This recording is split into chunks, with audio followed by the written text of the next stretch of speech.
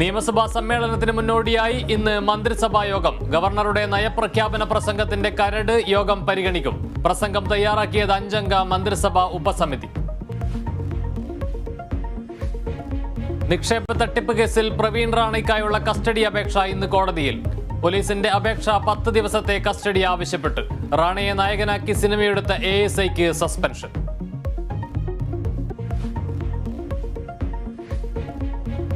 Palakkad ധോണിയെ ഭീതിയിലാഴ്ത്തിയ PT-7 പിടികൂടുന്നത് വൈകിയേക്കും. കാട്ടാനയെ തളയ്ക്കാൻ 3 കുങ്കിയാനകൾ വേണമെന്ന് ദൗത്യസംഘം. തീരുമാനമെടുക്കാതെ വനം മേധാവി. മുഖ്യമന്ത്രിയും അധ്യക്ഷതയിൽ ഇന്ന് അവലോകന യോഗം. സംസ്ഥാന GST വകുപ്പിന്റെ പുനഃസംഘടന ഇന്നു മുതൽ പ്രാബല്യത്തിൽ. മുഖ്യമന്ത്രി പിണറായി വിജയൻ പുനഃസംഘടനയുടെ ഔദ്യോഗിക പ്രഖ്യാപനം നടത്തും. നികുതി വകുപ്പിനെ പൂർണ്ണമായും പുനഃസംഘടിപ്പിക്കുന്ന ആദ്യ സംസ്ഥാനമായി കേരളം. ഭാഗ്യാന്വേഷികളുടെ 16 കോടി കാത്തിരിപ്പിന് ഇന്ന് വിരാമം. ക്രിസ്മസ് പുതുവത്സര ബമ്പറിന്റെ നറുക്കെടുപ്പ് ഉച്ചയ്ക്ക് 2-ന്. 1 കോടി വീതം 10 പേർക്ക് രണ്ടാം സമ്മാനം.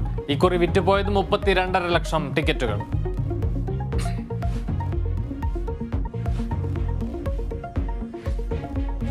ഫുട്ബോൾ ലോകം കാത്തിരുന്ന സൂപ്പർ പോരാട്ടം ഇന്ന്. ക്രിസ്ത്യാനോ റൊണാൾഡോയും ലയണൽ മെസ്സിയും നേർക്കുനേർ.